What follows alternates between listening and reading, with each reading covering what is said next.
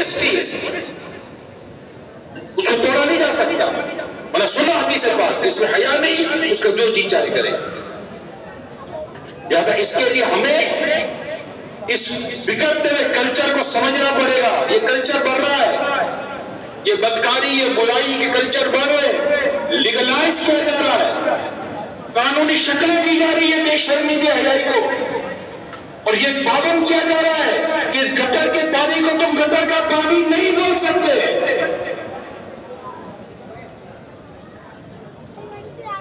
مگر میرا اسلام، میرا دین حیا کا درس دے رہا ہے۔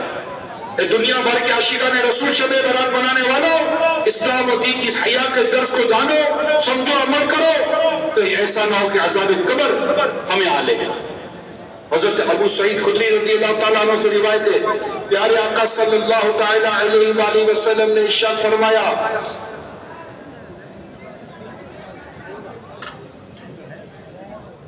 میرا گزر ایک ایسے دسترخوان کے پاس سے ہوا جس پر بھونا ہوا گوشت تھا، لیکن وہاں کوئی بھی نہیں تھا، وہاں کوئی بھی نہیں تھا، اور سامنے دوسرے دسترخوان پر گلا سڑا بدبودار گوشت تھا جسے بہت سے لوگ کھا رہے تھے۔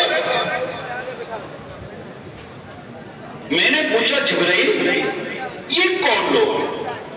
عرض کی یہ آپ کی امت کے وہ لوگ ہیں جو حلال چھوڑ کر حرام کی طرف بڑھتے تھے۔